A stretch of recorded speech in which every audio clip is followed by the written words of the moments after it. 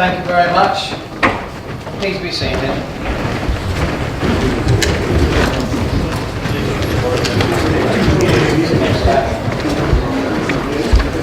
Members, having asked you to invite you to sit down, I'm going to ask you to stand for 1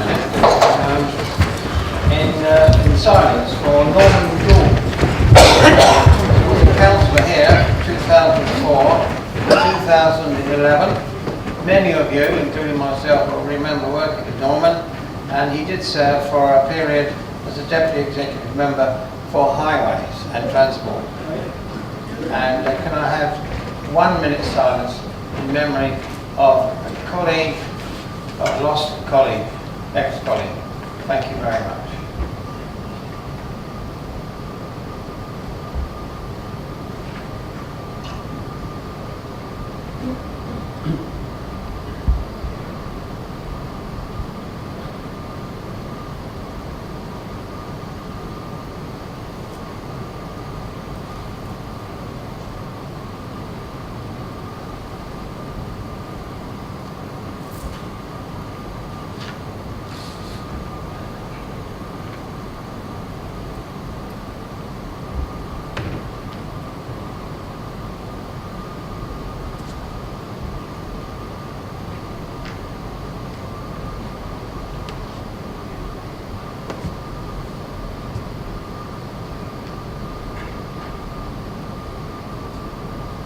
Thank you very much. Thank you.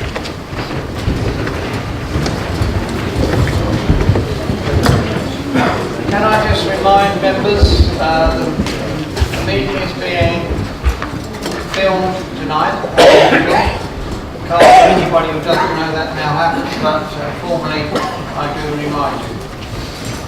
Thank you very much. Apologies. Do we have any apologies? Graham, good evening to you, sir. Oh dear. Would you like to share? Thank you, Mr. Mayor. We have apologies from Councillors Councillor Alty, Councillor Bath, Councillor Bowring, Councillor Chopping, Councillor Ellis-Simons, Councillor Margetts and Councillor Patton. Are there any other apologies? There being none, thank you very much. We'll enter those in the record. Thank you, members. The next item is minutes of the previous, and there are 2 evenings to record in the minutes. 2 sets, pages 9 to 49. That's some 7 minutes. And that's for a meeting last November. Do I have your agreement to those minutes? Those in favour, please no. Thank you. I think that's approved. Are there any comments? There being none, we have a second set of minutes, pages 51 to 55, which was a special council meeting in January.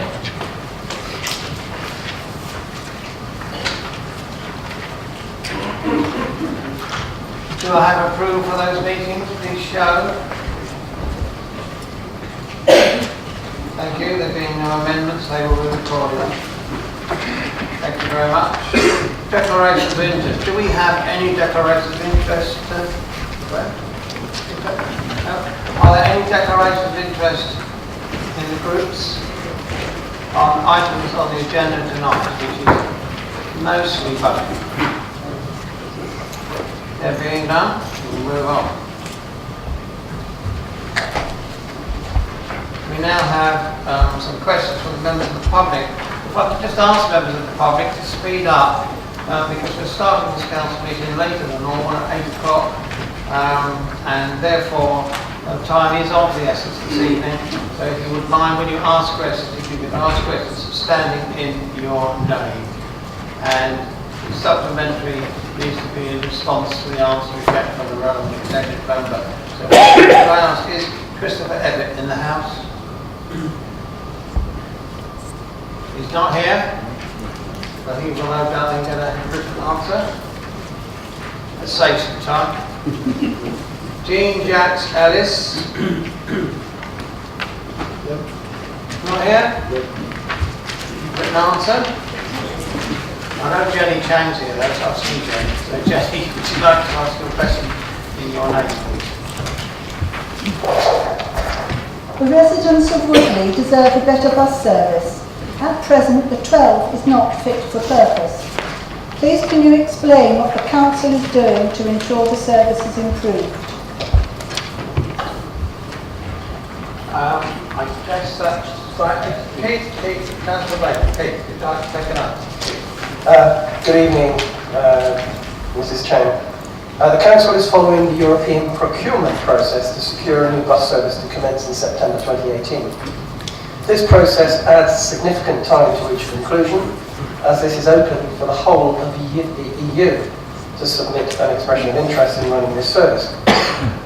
This particular process has had unprecedented levels of consultation, both in terms of feedback and face-to-face meetings. For example, over 750 responses came in from the web-based consultation and petition. The face-to-face meetings were with two residents' associations, namely the Maiden Early Residents Association, often known as MIRA, and the North Early Residents Association, ASA. The outcome of those meetings was captured in their submission. At the same time, Early Town Council and Woodley Town Council set up a joint working party which included representations from the residents' associations. Each individual town council's planning committee discussed the issues and provided the core comments to the joint working party, who then combined them into an agreed joint submission. Officers were involved extensively in these discussions. The importance of the consultation is that the criteria for the new bus service takes into account the feedback from all those consultations.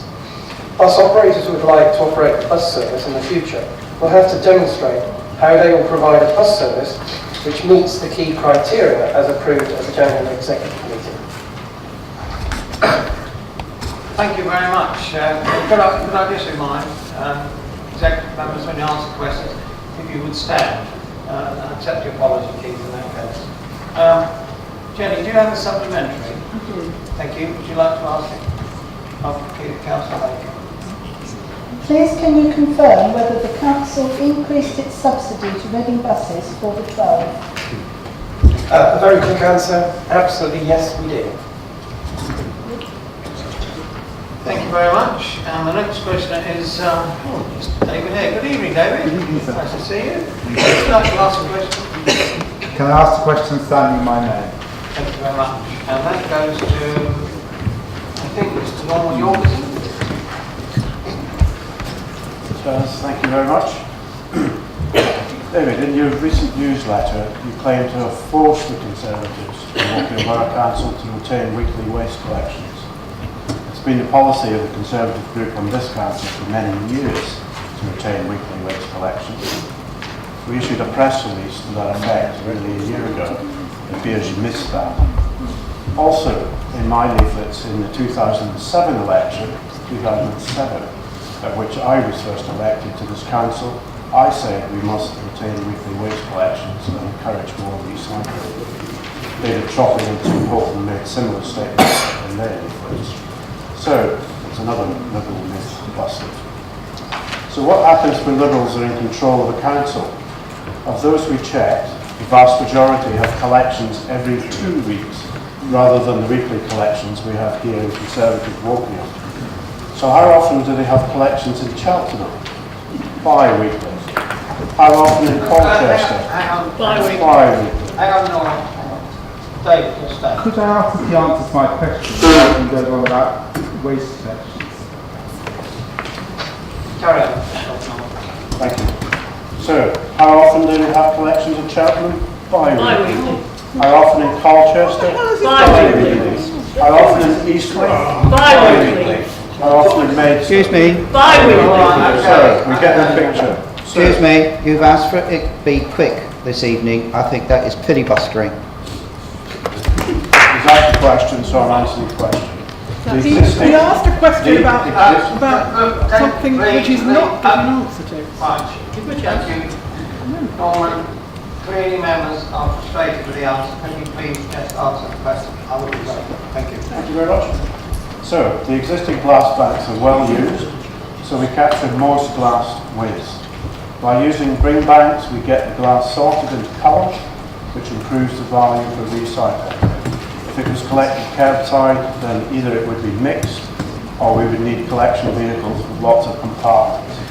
So such vehicles would be expensive to buy and operate. It offers our taxpayers better value to encourage greater use of the bring banks and to increase the number of those bring banks. So I would welcome your help in identifying more sites for the bring banks and encouraging greater use of those bring banks. Thank you. Thank you very much. David, do you have this supplementary? Thank you. The first thing is, I don't actually agree with the Conservatives' numbers. Just a question. Account in what they say for David, glass. do you have a question? But Viola are buying about 20 new vehicles to cope with the new collections, and well done, we've got food waste being collected and things like that. And plastics, more plastics are being recycled. But why didn't you take this wonderful opportunity when the new vehicles were being bought to also include glass being collected from the curbside and therefore be more able to hit your targets? Perhaps this would have been the sensible option, but perhaps it was too sensible. And your question is, David, glass? Why not? Pardon? Why didn't they use the time getting new vehicles to have them for collecting glass? Thank you. I think we just have an answer just for that. Chair, thank you. I thought I'd answered that, but it would be very expensive to do that. You'd have to have separate compartments of glass. Either you put all the glass in one compartment, in which case you wouldn't be able to recycle it, you'd probably just use it for road glass. Or you have lots of compartments on the vehicle, so we need either more vehicles or lots of very large vehicles.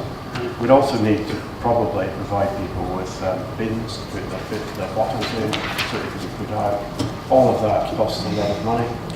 We've estimated that actually just collecting from throwing all the bottles in a vehicle would cost about $600,000 a year.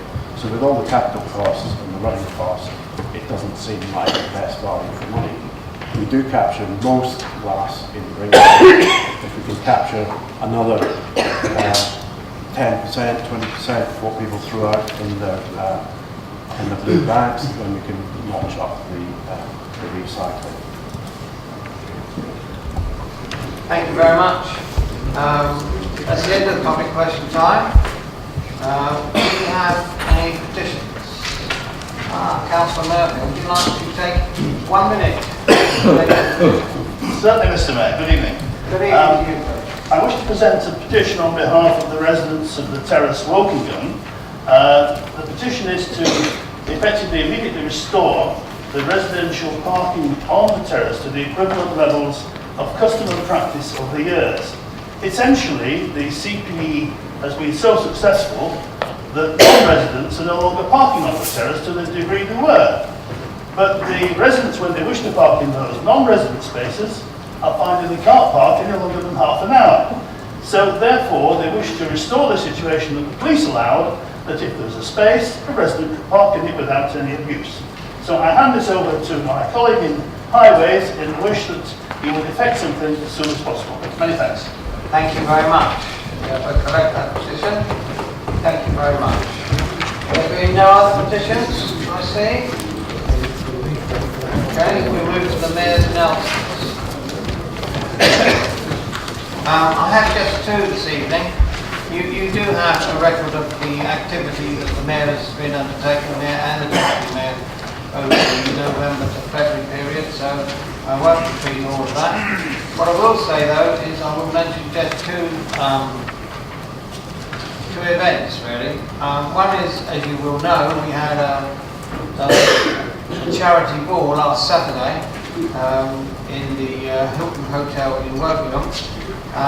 We had an excellent turnout, 141 people attended, many of them in this chamber tonight, so I'm very grateful to those that came. It has raised at least £9,500 for charity. Much of it received by auction and generated, and generous thanks to those that contributed, both in purchasing them and indeed giving them. I pay particular attention to thanks to Henry Regatta, who gave away a significant prize for auction, to our ex-colleague Annette Drake, who loaned us her home in Cyprus to auction. Pupils at St Crispin's School who had a non-uniform day and collected £51, and I thought that was fantastic. And of course, the good old British Airways, who gave us some wonderful auction items, simulator use of the Airbus A380, which really brought some serious money in. You won't have to guess how I got hold of that. But the voluntary sector will benefit hugely from that amount of money. I think that is, I'm very, very pleased with that. I'm grateful to everybody, and I mean everybody, who contributed. Last night we also had the voluntary sector reception in Finchampstead, which was a good event, and that's held annually really just to thank all those volunteers that do so much for this borough, to just give of their time. And we had that event in the FB Centre in Finchampstead, which is a great facility, and we're grateful to them for the loan of that facility last night, and again, that also raised quite a lot of money. It's amazing what you get when you pass a bucket around a room for charity. So that's the two main events. But the ball, £9,500 and still counting. I'm very pleased with that.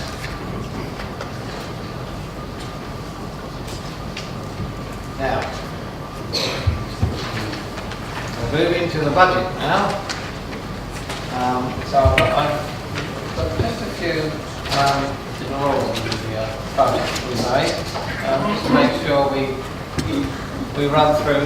Yeah, please, yes. If you don't want to stop and enjoy the employment, We've got another meeting. Jenny, you two you don't have to stay there. You're very welcome. You don't have to. It's not compulsory. This rule for the budget debate. Maximum 1.5 hours. Remember that. It's, the leader of the council will get the minutes, and I shall invite Charlotte to speak to us in a few minutes. The leader of the opposition gets 12 minutes in response, and I think Lindsay is pretty aware of that.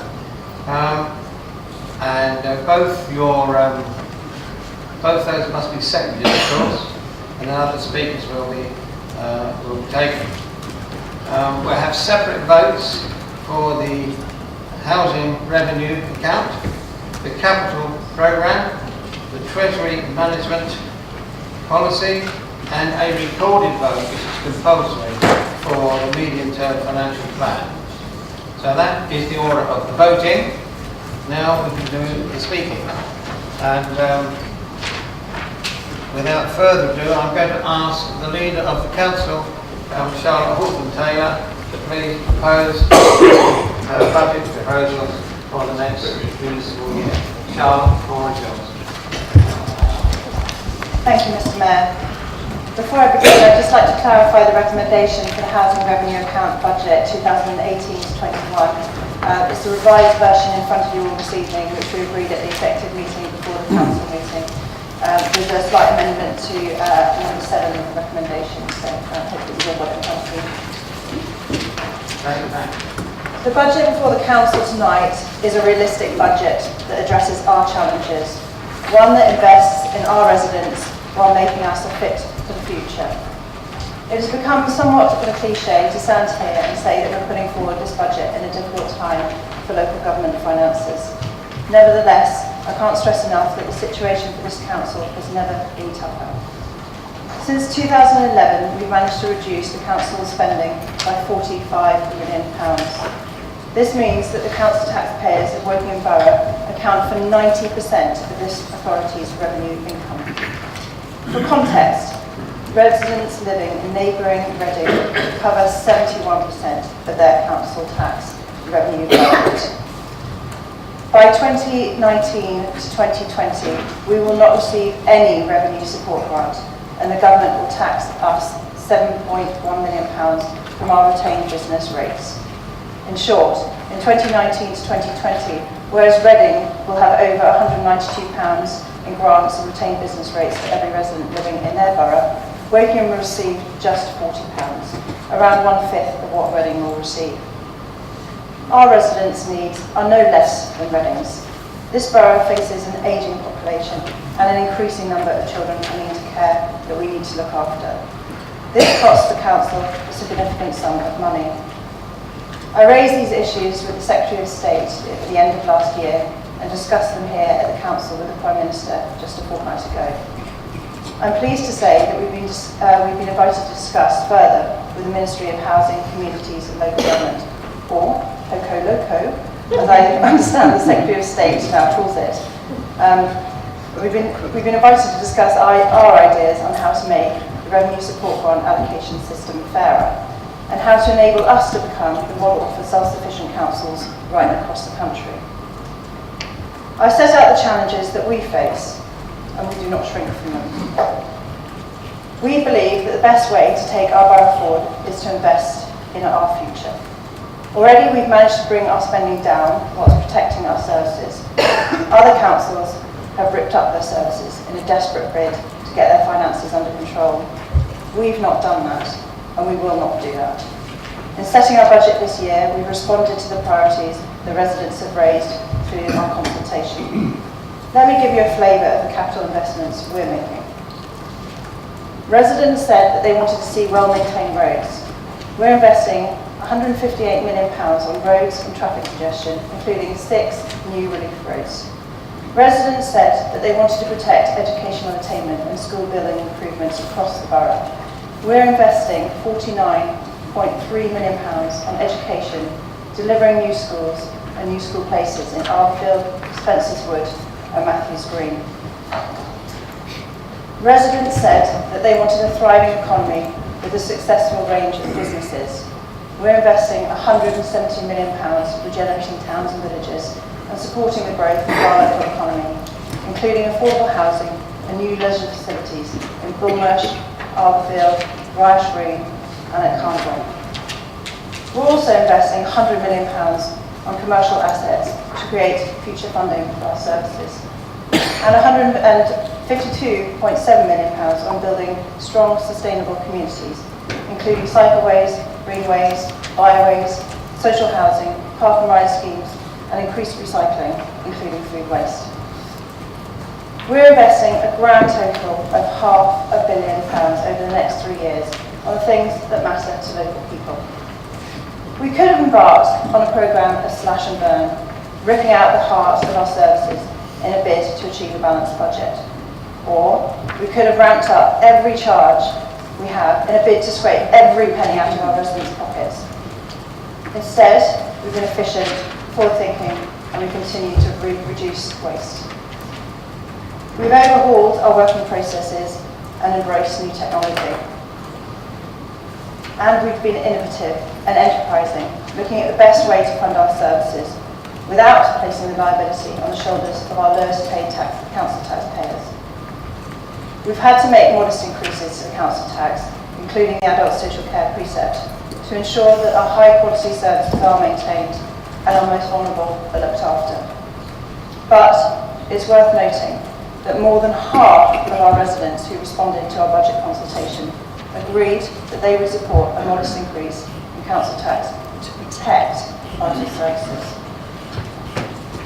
There has been much talk about our investment programme, with wild claims that we're gambling with taxpayers' money. We are borrowing, but it's sensible and prudent.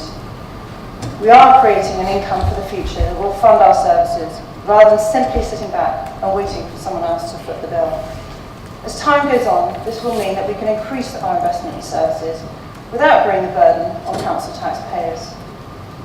We know that the opposition have been heavily critical of our investment portfolio, but I ask, where are their solutions to addressing the 131% increase in adults aged over 85 by the year 2035. Perhaps they will break the tradition and provide a detailed and fully costed alternative budget tonight. Ahead of the Leader's opposition contribution, let me tee up a few of the questions he might be hopefully able to answer. They won't support our way of doing things, but what would they do? Which fees would they raise? Would they be willing to go to residents with a council tax rise above the cap? Or would they just slash services to create a balanced budget? One thing we do know is some of their policies. You've done us a great favour because you've put forward a manifesto to take you to the elections in May. So let me just say what you did say. The Lib Dems said they would build roads and infrastructure before houses. We're already doing that. The Lib Dems said they would review parking charges across the borough and develop a parking strategy. We're already doing that. The Lib Dems said they would put pressure on the government to increase funding for schools. We're already doing that. They said they would lobby for a fair national method for deciding housing numbers. We're already doing that. And they said that they would keep weekly waste collection. We're already doing that. Indeed, the last one, weekly bin collections, according to their leaflet, this apparently came about because of Lib Dem pressure. I quote. This is particularly amusing because when you announced that, which was on 22nd of March 2017, we had already announced it 8 months before.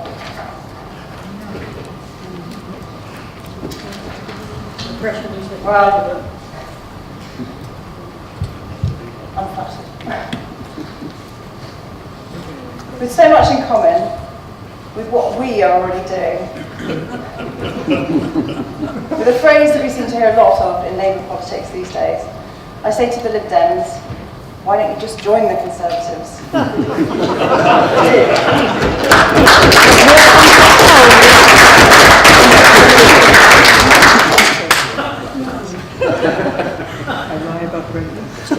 And with the Lib Dem offer that has simply been copied and pasted from ours, I'll go further to say to our residents, why don't you just vote for the Conservatives? In every time of difficulty, there is opportunity. Our financial challenges present us with a chance to fundamentally change how we deliver our services, but also how our community together shapes our local area. Going forward, we will build a whole community approach that brings on board residents, public sector partners, businesses, and the voluntary sector. Together we'll set out, in partnership, how we provide the services our residents need, how we support our most vulnerable, and how we advance equality of opportunity. We truly deliver the Council, the Conservative vision. This is about low tax as well as high quality and efficient services. We do this by being an enterprising and productive council that it works in collaboration with our community and for our community. What our borough needs is a council that sensibly manages its finance, a council that is ambitious, a council that faces up to every trial. We have been a successful council, one that is efficient without sacrificing services, one that continues to look for opportunities to deliver the best for our residents. With this budget tonight, this administration is showing that we are on the side of our residents, delivering on the things that matter to them, being innovative and forward-thinking, and fighting for our borough against every single challenge coming our way. I commend this budget to the Council.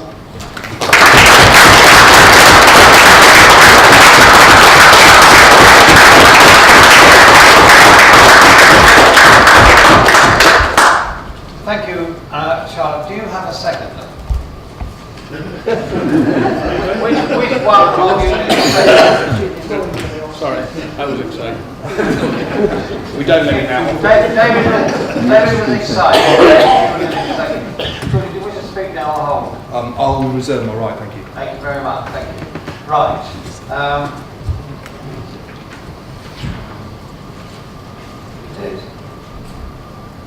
Yep. I think we can invite the Leader of the Opposition to address us now. Lindsay, would you like to take the call? Yes, thank you, Charlotte. I'm rather flattered. The Conservatives have now been in control of Woking Borough Council for 16 years, and it badly shows. The council has been drifting for the last 18 months or more. It is actually rudderless. The ruling group has run out of ideas, is split on many issues, infighting has been rife, but more importantly, they have lost their focus. We have thought for some time that the ruling group put self-interest in the Tory party ahead of the residents of Woking Borough, and now it seems even more the case.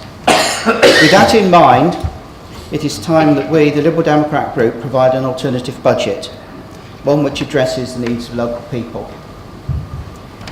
It is vital that local services are supported. Once a council stops providing or severely cuts these services, one must ask the question, what is a council for? Under the Conservatives, the council has focused too heavily on the 21st century council restructure unproven in any unitary authority to save money, and has continued with this proposal come what may. Anyone who has questioned this activity has been pushed aside or ignored. Children's services and adult social care in particular require significant levels of staffing to provide for some of the most vulnerable in our community. This restructure has also caused confusion for many staff whose morale is at the lowest level I have encountered whilst being on the council. This year, the Lib Dems would invest an additional £2.1 million in adult social care, plus just under £1 million across all other services, including children's services and highways. This is over and above the £1.9 million required to just stand still due to the reductions in government settlements and other reasons that the ruling group has already agreed nationally.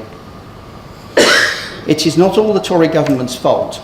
The fault lies with Woking Borough Council Tories as well, and residents need to be aware of this. There are far too many interim or temporary staff, particularly at more senior levels. I've been advised that the last count it was just under 70 temporary staff. This is not good for the efficient running of the council. If the Lib Dems would cut the allowed budget from the current figure of £3.5 million to £2.5 million next year, and then £1.5 million the following year. We would achieve this by employing fewer staff on contracts that require us to pay agency fees, and if we have to take temporary staff, employ them on short-term contracts instead. It's about time the Tories allowed the council to recruit good permanent staff. Without these people, the council cannot do its job properly, and the drift will continue. Woking Town Centre Regeneration Project is based on information that is now nearly 10 years out of date. The Tory administration has largely ignored the changes that are now occurring on the high street with the growth of internet click and collect services. Over the past few years, high street footfall across the country has fallen markedly, with many well-known companies closing stores in many parts of the country, including here in Wokingham with M&S. Our concern is that this project is ploughing on despite all the evidence that change is happening, and this Tory administration does not have the courage to realise there is a need for change in direction. The days of the large multi-store are numbered. Online purchases have grown significantly over the past 4 or 5 years, whilst traditional shopping activities have fallen. We are concerned this project may well leave the residents of Woking Borough with a large debt to pay. Costs for this self-contained project have increased significantly these past couple of years, from under £80 million to over £120 million, thereby reducing any financial benefits that were originally budgeted for. Its continued viability must now be questioned. Not only that, but the works taking place have made Wokingham Town look like a bomb site. There is little or no coordination between the individual elements of the schemes. It would have been much more sense to have completed Peach Place prior to moving on to the next stage, as the Lib Dems argued. The dates for various individual projects have changed, so that now they are all clashing with one another. Existing local businesses have been forgotten, and unfortunately a number have closed these past months. What good will the regeneration be if the existing businesses have been either seriously financially impacted or worse? There is no leadership here. Lib Dem's first action would be to call for a moratorium on the project before further stages commence, to assess whether the activities are still correct and to assess the financial impact on the council and its residents. Have some water if I might. One of the most important issues for many of our residents is finding somewhere affordable to live. I know many local parents who still have their adult children living with them, many in their 20s, 30s, and even some in the 40s.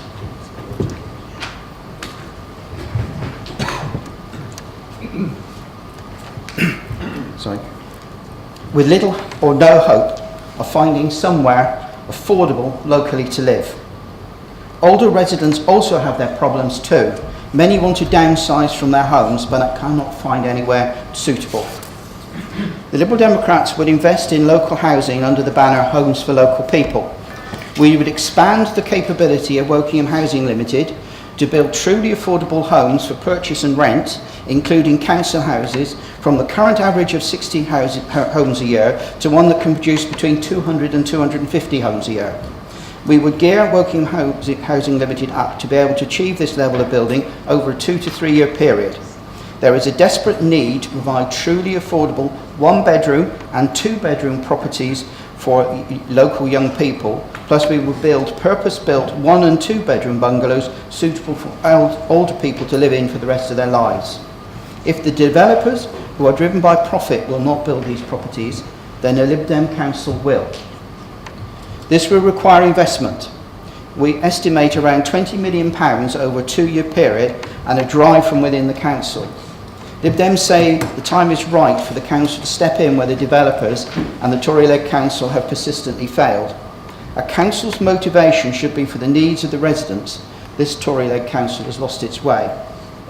On schools and education department, Lib Dems will continue to press the government for proper fair funding, not one that just moves our area slightly up the table so we are the 4th worst instead of the worst. Unlike a football club, I suppose, it stays in the 1st division, I suppose. The council has a severe financial problem in children's services. There is an overspend in the 2017-18 budget due to the serious omission of £300,000 to cover basic services. In addition, the Tory government has not given any additional funding this year to cover children's services.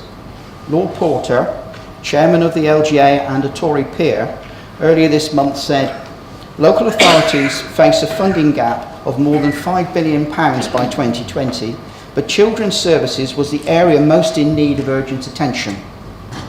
This issue will need to be addressed urgently, otherwise the viability of certain parts of this vital area will be in doubt. Highways.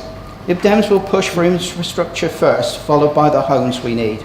This will help with some of the traffic problems that have occurred these past years. Basic road repairs are an important issue that has been largely ignored by the Tory administration.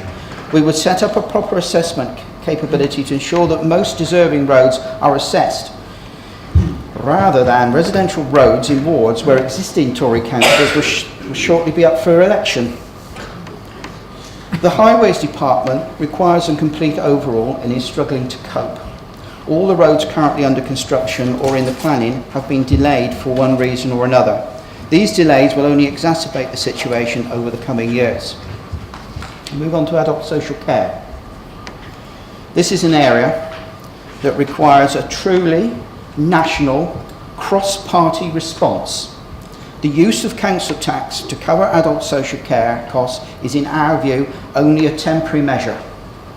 In the long term, there needs to be a dedicated NHS and care tax based on a reformed national insurance system with the ability to set this figure locally so we can more accurately meet our own needs. So there's your answer, Charlotte.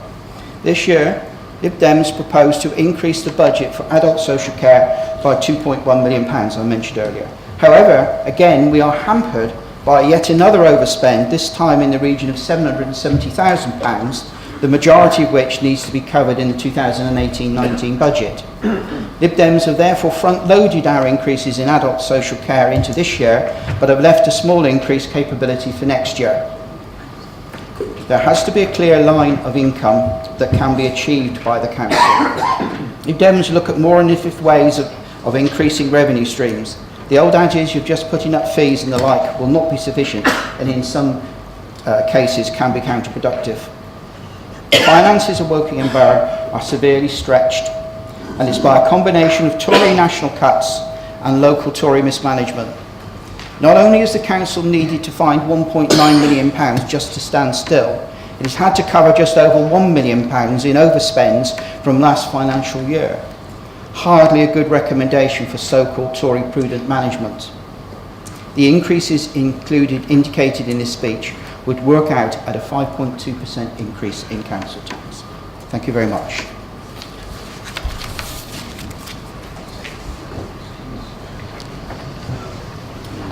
Okay, thank you. I'd like to ask, in view of the comments made by Lindsay, if we could have a 10-minute adjournment to consider some of the things that you said. I'm not sure we have a proposal. Liz, do we have a proposal? No, my speech is our proposal. You can take the figures. We're proposing 5.2% council tax. That's it. Not that I understand that. Charlotte, what is responsible? Can I just make a clarification? Is that a proposal or not? It is not a formal proposal. But he just said, but your leaders just said it's a It's proposal. what we would do if we were in charge. Okay, if that's not a formal proposal, then we'll move on. There's no need for a second or an amendment, an adjustment. Okay, are there any other members who would like to speak other than Julian McKee-Sumner? Would you please shout and put your hand up so Graham take the names?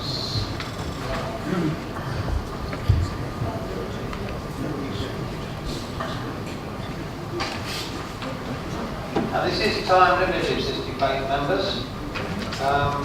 It is important therefore that you keep the comments sharp, slick and to the point. Who's the gentleman who's out as well? Chris Smith. I wasn't supposed to say that. Come on.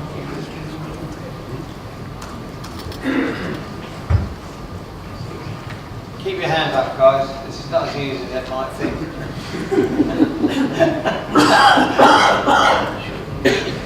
As easy as it looks, Andy.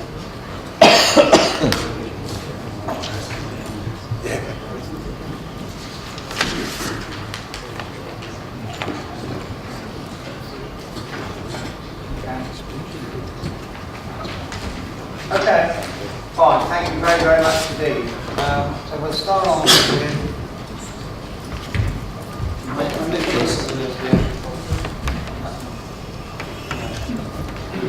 let's go from the top. Let's go with Councillor Prue Gray. Thank you, Mr. Mayor. Good evening, everybody. The capital vision says that over the next 10 years, 170 million is to be invested in our towns and villages. About 96 million for affordable housing and 75 million for Wokingham Town Centre. 75 million, much of which is being spent on things residents don't want. And last weekend, nearly 100 trees were felled on Elms Field, and many people are going to find it hard to forgive you for that, including me. While Wokingham Town gets 75 million, the rest of the borough gets nothing. Nothing for the next 10 years. It's always jam tomorrow for the rest of the borough, while Wokingham Town has jam today. Traffic jam. When I say nothing, there is one thing. The Lib Dems have been campaigning for a long, long time for a new library in Twyford. And this year there is some money in the budget. A whole £50,000 to repair the existing dilapidated porter cabin. What an insult to the people of Twyford. Moving on to the affordable housing money, it's important that the council makes affordable housing funds go as far as they can to try and meet the huge demand. Last autumn, the Lib Dems called in a decision to lease some key worker flats at Peach Place. Our objection was not to the idea of key worker flats, but to the cost. And now we can reveal why.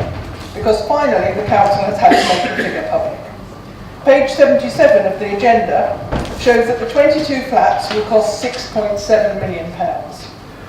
Immediately below that is an affordable self-build project which will deliver 21 houses, not flats, for £4.55 million, or 2/3 the cost per dwelling.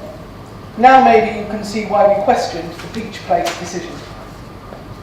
And finally, here's an idea for you. The council needs income streams to compensate for the way the Conservative government is squeezing our finances. Also, the slow pace at which developers are building means we are being threatened with unsustainable numbers of extra houses. And that is still true even though we are making efforts to prove we have a 5-year land supply. And thirdly, there is that need for affordable housing. You've created a £100 million property investment fund.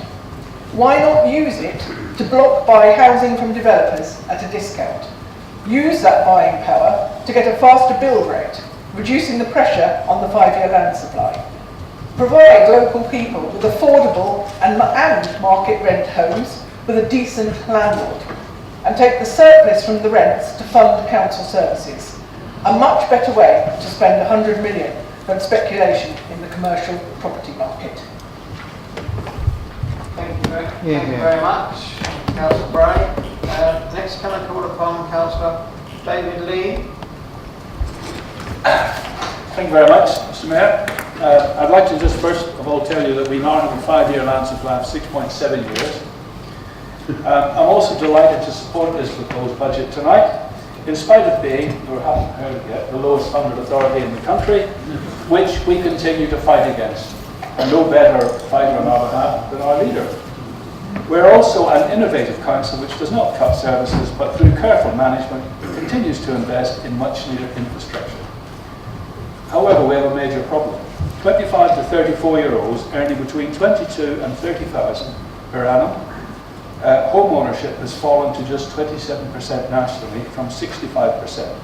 And it is a much bigger problem here in our borough. This is of great concern to this council, and we have introduced a number of initiatives to address this serious problem, and will continue with our ongoing affordable house building. This year, we will have built 488 affordable units, and with our own housing company, we have built some 120 of these. Our 10-year vision shows an ongoing commitment to building even more affordable houses through our own WTC housing company and others. We have, as Prue has pointed out, 96 million earmarked in the 10-year plan, including 62 million in the next 3 years. I heard Lindsay proposing we should spend 20 million over 2 years. We've got 62 in 3 years, and in fact 21 million next year alone. Our housing register, that's people seeking council house help, has dropped from 2,400 in 2012 to 1,982. This is good news, but we still have much work to do, and we will do it. We will continue working with local landowners and parishes to provide rural housing, and this year we'll see our first self-built project at Winners. We will work with small local builders to work in partnership with us on council-owned sites to produce truly affordable housing. And when Prue talks about that we do everything in Wokingham, let me just point out that Woodley